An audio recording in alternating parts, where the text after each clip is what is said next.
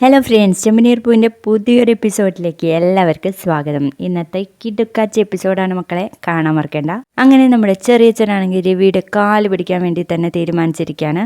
ഇവളെ വിശ്വസിച്ച് ഞാൻ നല്ലവരായ നിങ്ങളെ ചതിച്ചേട്ടാ, എന്നോട് ക്ഷമിക്കണേ എന്നൊക്കെ പറഞ്ഞ് കരയാണ്. എന്നിട്ട് നേരെ ശ്രുതിയുടെ അടുത്തേക്ക് അങ്ങ് പോവും. ശ്രുതി, നിന്നോട് ഞാൻ എത്ര തവണ പറഞ്ഞു കള്ളങ്ങൾക്ക് മേലെ കള്ളങ്ങൾ ഇങ്ങനെ പറയരുതെന്ന്. നീ ഒരിക്കലെങ്കിലും അത് കേട്ടോ? അത് നമ്മുടെ ജീവിതം തന്നെ തകർക്കും. ഈ കള്ളങ്ങളൊക്കെ നേരത്തെ ഇവരോട് പറഞ്ഞാൽ ഈ സിറ്റുവേഷൻ ഇന്നിവിടെ ഉണ്ടാകുമായിരുന്നോ? എന്നെ എന്തിനാ ഇതിലേക്ക് വലിച്ചഴിച്ച് ശ്രുതി എന്നൊക്കെ പറയുമ്പോൾ നമ്മുടെ ശ്രുതിക്കാണെങ്കിൽ ഒന്നും മിണ്ടാനില്ല കേട്ടോ. അതിനുശേഷം നമ്മുടെ രവി ഏട്ടനാണ് കേട്ടോ പറയുന്നത്. ഇന്നത്തെ എപ്പിസോഡിൽ ഏറ്റവും കൂടുതൽ തെറി പറയുന്നത് രവിയേട്ടനാണ്. അങ്ങനെ രവി വന്നിട്ട് പറയും, എടി നിന്നോട് എത്ര തവണ ഞാൻ പറഞ്ഞിട്ടുണ്ട് ഈ വീട്ടിൽ നല്ല പോലെ ജീവിക്കണമെന്ന്. എത്ര തവണ ആവർത്തിച്ച് പറഞ്ഞു, നീ കേട്ടിട്ടുണ്ടോ എന്ന് ചോദിക്കുമ്പോൾ ഇല്ല എന്ന് പറയാം. നിനക്ക് അപ്പോഴെങ്കിലും എന്നോട് സത്യം പറഞ്ഞുകൂടായിരുന്നില്ലടി, എന്നിട്ട് നീ ഇപ്പോഴാണോ സത്യം പറയുന്നേ? സച്ചിയും രേവതിയും ഇയാളെ ഇവിടെ കൊണ്ടുവന്നില്ലെങ്കിൽ ആയുഷ്കാലം വരെ ഈ സത്യം മൂടി വെക്കില്ലായിരുന്നടി. നീ കള്ളല്ലാതെ എന്നെങ്കിലും സത്യം പറഞ്ഞിട്ടുണ്ടോടി? നിന്റെ ചെറിയച്ഛനായി വന്നവൻ, അയാളെ ഞങ്ങൾ വീട്ടുകാരായിട്ടല്ലേ സ്വീകരിച്ചിട്ടുള്ളൂ. എന്തിനു വേണ്ടിയിട്ടായിരുന്നടി അയാളെ വേഷം കെട്ടിച്ച് ഇവിടെ വരെ കൊണ്ടുവന്നത്? പറയടി എന്നൊക്കെ പറയുമ്പോഴേക്കും നമ്മുടെ ചന്ദ്രമതി ഒരേ ഇരിപ്പാണ് കേട്ടോ. കമാന്നൊരക്ഷരം മിണ്ടുന്നില്ല. ഇതൊക്കെ കേട്ട ചന്ദ്രമതി നിർത്തടി എന്ന് പറയാണ്. അപ്പോഴേക്കും നമ്മുടെ സച്ചി അങ്ങ് പോയിട്ട്, ഇതിനൊക്കെ കൂട്ടുനിന്ന് നിങ്ങള് ഇപ്പൊ പഴം വിഴുങ്ങിയ പോലെ ഇരിക്കുന്നോ? നിങ്ങൾക്കൊന്നും പറയാനില്ല അവളോട് എന്നൊക്കെ ചോദിക്കുമ്പോൾ ആരാടാ ഇങ്ങോട്ട് എന്ന് പറഞ്ഞിട്ട് നമ്മുടെ ചന്ദ്രമതി എണീറ്റ് പോവാണേ.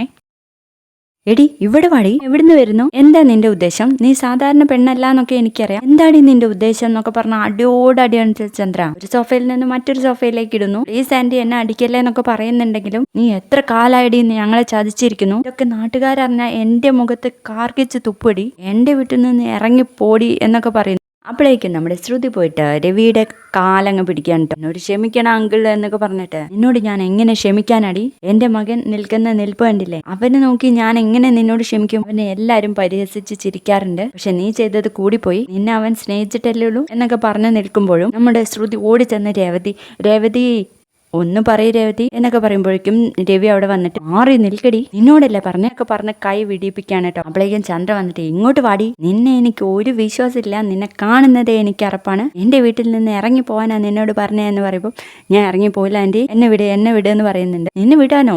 ഇങ്ങോട്ട് വാടി എന്ന് പറഞ്ഞിട്ട് വീണ്ടും വലിക്കുമ്പോഴേക്കും, എന്നെ വിട് ആന്റി, ഞാൻ ഇവിടുന്ന് പോവില്ല എന്ന് പറഞ്ഞിട്ട് നേരെ ശ്രുതിയുടെ കാല് പിടിക്കുന്നുണ്ട്. ശ്രുതിയാണെങ്കിൽ എവിടുന്നാന്ന് പോലും നോക്കുന്നില്ല കേട്ടോ. അങ്ങനെ നമ്മുടെ ചന്ദ്രമതി വീണ്ടും അത് ചെയ്യുകയാണ്. കൈയൊക്കെ പിടിച്ച് ഗേറ്റിന് വെളിയിൽ തള്ളുകയാണ് നമ്മുടെ ശ്രുതി. അങ്ങനെ അടിപൊളി എപ്പിസോഡ് തന്നെയായിരുന്നു. വീഡിയോ ഇഷ്ടപ്പെട്ടാൽ തീർച്ചയായും ലൈക്ക് ചെയ്ത് സപ്പോർട്ട് ചെയ്യണേ.